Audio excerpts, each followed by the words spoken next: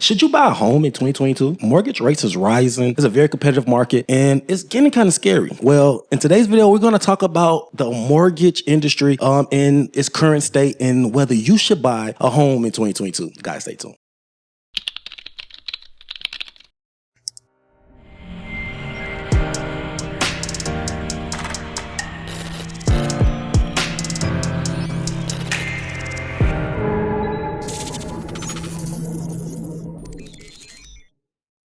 Welcome back to the channel, guys. If you're new to the channel, I'm Credit Coach Q, and I create the first cloud-based software that allows you to put your credit repair experience into your own hands. In today's video, I'm super excited because I have a banger. In today's video, we're talking about the mortgage industry. We're talking about the mortgage rates, whether it's a good time to buy, a bad time to buy, or whether it's your time to buy. We're going to talk about it in full detail. But before we get into the video, guys, please like and subscribe to the channel. It allows us to go within the YouTube algorithm and allow YouTube to push this content to a wider audience and allows us to keep these lights on. Guys, please like and subscribe to the channel. Guys, if you have any derogatory marks on your credit report, I mean any late payments, any collections, charge-off, medical bills, guys, go to mycreditapproved.com. It's the software that I was talking about that allows you to put this full experience to your own hands. The credit repair companies are losing a lot of credibility in this space, and the best way to do it is to put it in your own hands and to trust yourself in this process. Guys, go over to mycreditapproved.com and get the 640 that you actually deserve to put yourself in the process of getting this home loan approval. Okay, let's go to mycreditapproved.com. So in today's video, we're talking about the mortgage industry, and we have a special guest again. We have a loan officer who cares in the building. Yeah, so clap it up for him. Yeah, so all of our videos that we have done has done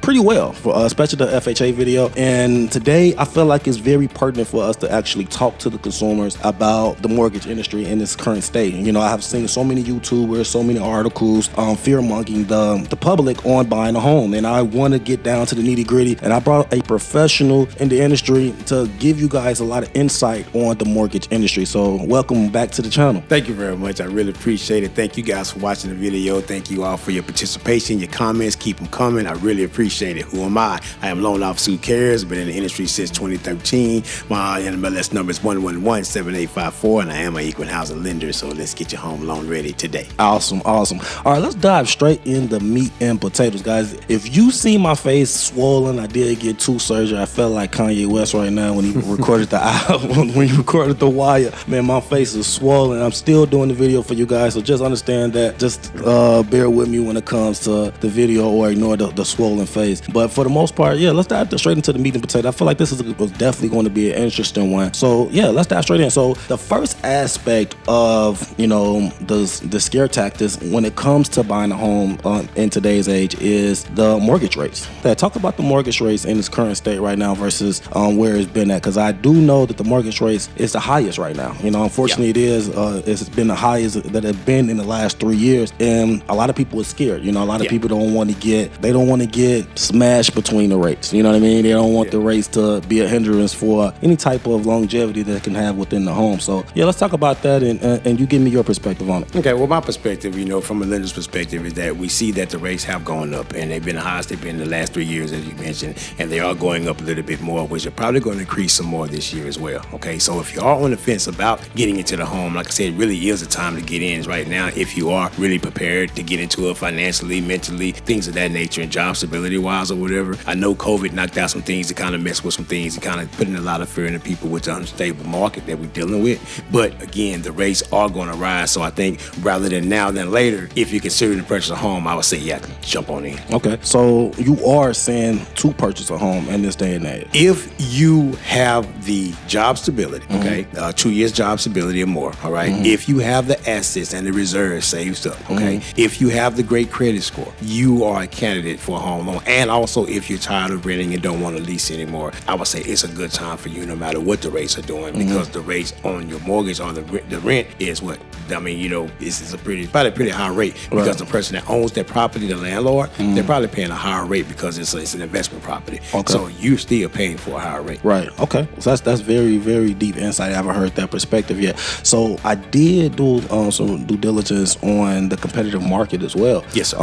The houses is non-lucrative like they have been in years past. So it's not a lot of houses on the market, and the houses that is on the market right now, the consumers are fearful that they overpriced. Tell me your perspective on that. Okay, from a consumer's perspective, I hear what you guys are saying, and there is a lot of truth, and there's a lot of truth to that statement, okay? But that's where a good realtor comes into play, okay? When a good negotiating skills comes into play, because there are some people putting $30,000, $40,000 over asking price, but there are some people just paying whatever the asking price is on properties and getting into them as well. So it all depends on, again, how you negotiate a deal, how long the home has been on the market, things of that nature. Because a lot of times they're going after homes that's been on the market 1 or 2 days, they're getting a bunch of offers, and the seller knows that. They're the game in town, so they can set the price how they want to set the price, you know? So get your good mortgage professional, I say, to do that. So that is true to a degree, but not the end all be all to it. Right. Okay. So the competitive market really put the consumers at a disadvantage when it comes to purchasing a home. In my opinion, that's how I feel about it. I feel that it can be a good thing and a bad thing.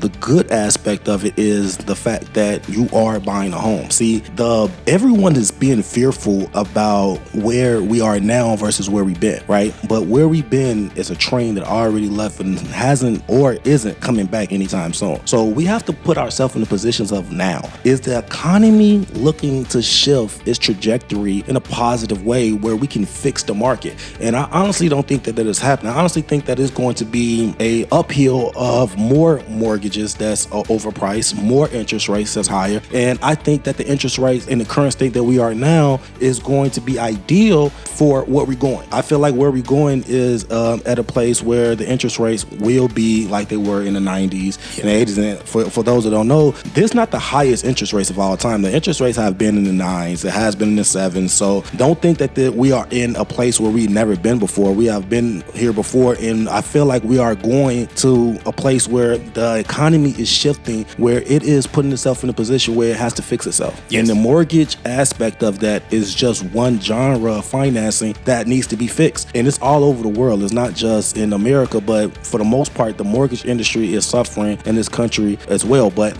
the economy itself is losing its trajectory for a positive status as a whole. And the mortgage industry is a big part of any type of finance market. So you have to make sure that you're understanding what the total economy is. We printed more money in the last 2 years than we printed in the last 200 years. So inflation is here. The mortgage industry is combating that. We have shortages. So it's not a lot of builders that's building things like that anymore because they do have shortages when it comes to certain aspects. Not in Texas. Texas is flourishing when it comes to builders.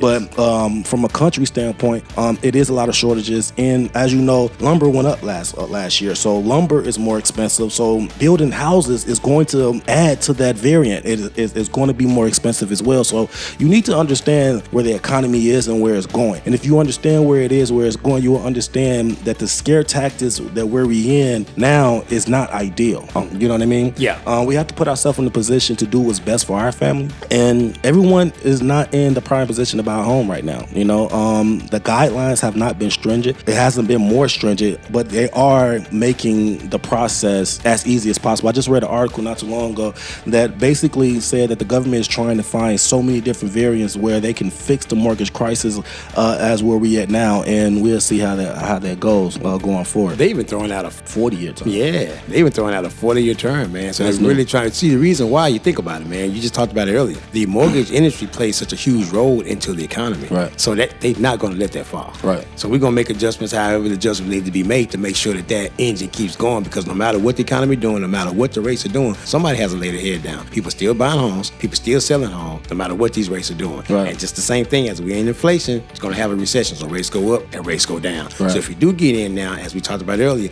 this 4 or 5% or whatever that we're seeing now, it's going to be considered a low rate. You know, if everything keeps going except the way that it's going. Absolutely. So you may be kicking yourself if you don't jump in, sooner than later. Right. And that's a very good point.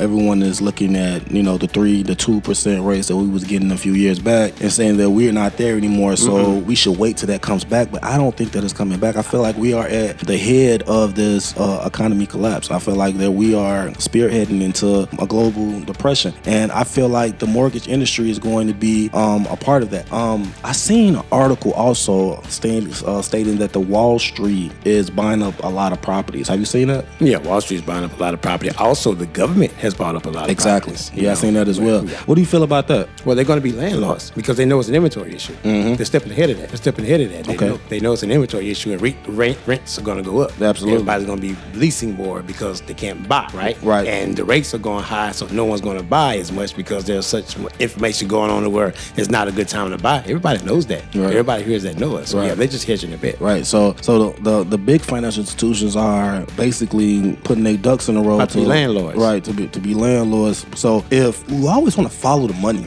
you always want to follow the money, man. Yes, man. So if the big institutions is buying properties in bulk, I feel like this is one of the best times to buy if you are an investor, if you are a person that has all of the guidelines to do it, and you just trying to wait for better rates. Better rates are gone. If you didn't get the better rate 2 to 3 years ago, then the 5% rate that we are at now is probably going to be the best rate you're going to get for the next couple months, if not years. So you want to make sure that you're putting yourself in a position to do what's best for your family. And everyone's situation is completely different. And those fives, though, man, like just because pricing something today, those are like with lower credit. You know what I mean? It's credit scores under 600, low 600 or whatever. I mean, you can get in the fours and the low, even the high threes or whatever with a greater credit score. Because remember, you can buy the rate down. You can use money. You can use discount points, what they call it. Say if the rate is 4.5 or whatever, costing you $2,000 before this example, you can pay $2,000 to get that rate if that is important to you. But then what we'll do as lenders, though, we'll look and see, well, hey, the rate we got for you now is costing you this per month. If this rate is here, it's going to cost you $2,000. Let's see how long it's going to take for you to recoup that $2,000. Let's just see if this makes sense. Right. And then we run it that way. So again, the rate, don't just let that rate be what that rate is, because as we mentioned earlier, about the Wall Street buying those properties, the government buying those properties. Don't you think there would be a lot of noise to make people be renters longer, their investment? Because if they're Wall Street, their main job is what? Investment, making money. Right. So I'm going to put any information out there and any information out. Yeah, the rates are going to go up. The rates are going to go down. So if you jump in now, just look at it as an opportunity to refinance when the rates do go down. Exactly. I was just about to say that. So you basically are putting yourself in a position to wait for the 2 to 3% interest rates to come back. But you can always refinance when they do come back. And if you do get a home or a property now, you don't have to worry about missing the interest rates when it go to possibly a 6 or 7 or 8% interest rate. You'll already be locked in that 5%, and you'll feel pretty good about yourself actually getting in while you can, or before it actually get bad. Like, we haven't really hit the head or popped this pimple when it comes to inflation, when it comes to the global economic crisis. Everything is stagnant right now. We having food shortages. We having so many difficulties when it comes to our economy that it's just not the housing market. And if you are following any type of economics, any type of real YouTube channels that talk about finance, you already know that where we at, and you know and understand how to prepare yourself for any type of collapse. You have all of your securities and insurances in place because you do follow that type of content. But yeah, absolutely. I honestly feel like it is it's on the person that's actually applying. Everyone is different, and the better your situation coming to the table, the better interest rates you will actually get. Yeah. So is the interest rates different between FHA versus conventional? Yeah, with FHA the interest rates are better, a little bit lower, because the reason why you have lower rates with FHA because they're insured by the government, meaning that if the client doesn't pay the mortgage payment, the investor, the servicer, or the lender, they get paid from the government for that particular loan. So that's why those rates are lower rates, because they're insured, and so it's a better product on the open market, if you will.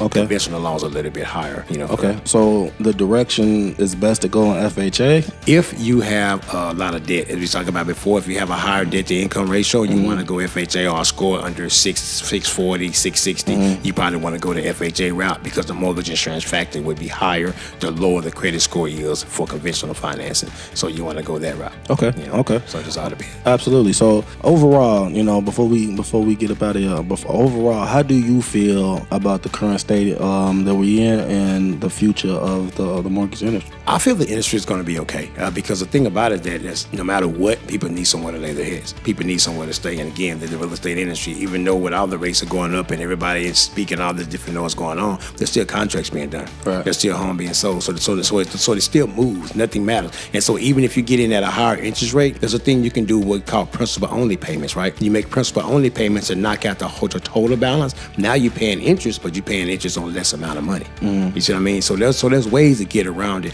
I would say let's apply. Let's see what your total situation is. Don't just listen to that blanket information and noise, because that's not fair to your personal situation, because that noise may not apply to you. Again, especially if you're tired of getting rent, because you can't get nothing back from renting and leasing and stuff. There's nothing you get back from that. So if you're in a position and you're ready to do it and you're frustrated with your current situation, I say yes, let's look at it and see. At least you owe it to yourself to check and see. Right. Okay. Yeah. So there you have it, guys. It's really a person-to-person basis, for whether it is ideal for you to buy a home or a mortgage in 2022. But yeah, it's really cut and dry. Like everything that's dealing with the mortgage industry right now is changing. Yes. And you either going to adapt or get left behind, like you got left behind on the 2-3% mortgage rate. So come on up to the 3s and 4s. Come on to the 3s and 4s. Right. So yeah, it's ways to beat interest rates. He talked about paying the principal down. And to add a little detail to that before we get up out of here, your interest is the lifeline of the bank's funding for the house. You have to understand that. And when you buy a home, they put the interest in front of the principal. So the principal is how much the house costs. So if you buy a home for $200,000, the principal is $200,000. But normally when you buy a home, you buy a bank house too. So if the house is $200,000, you're going to spend at least $150,000, $200,000 equally in interest buying the bank home as well. But if you pay the principal down, so if you are paying an extra $50, $25, $75 on your actual mortgage payment for the first 15 years, then you're actually bringing the mortgage interest down on a month-to-month basis as well. Because the mortgage is in front of the bill, so the first 15 years you basically paying all interest. Mm-hmm. So whatever interest, so if you get a 5-6% interest rate in the first beginning of the years, you only paying the interest rate. And then after the 15 years, they start letting you pay the principal. That's why you'll look up 15 years and you will still owe $200,000 on the house, because the first couple of years is for interest. Am I right? Yeah. Well, how it goes is that every payment is broken down to principal, interest, taxes, insurance, and HOA. So a piece of that mortgage payment that you make every month, a piece of it go to interest, a piece of it go to principal. But again, the interest piece is higher than the principal. What's the highest? The interest piece. So the interest What's piece the higher? The interest. I know. The interest piece is higher. Yes, it's higher. It's higher than the principal piece that comes out, like you said, until it starts balancing it out. But as you say, if you make those principal only payments, and how you can do that is that after you make your regular mortgage payment, contact the servicer and say, hey, I want to make principal only payments. Now you can put $1,000 directly toward that loan, that $200,000. Right. So now you owe $199. No matter what that interest rate is, you're financing $199 now. Right. And that's how you can play. That's how you play it. That's how you come ahead with that way. Absolutely. So it's definitely ways to do this, guys. But in a nutshell, don't be scared of the mortgage industry. Don't be scared of finance in general.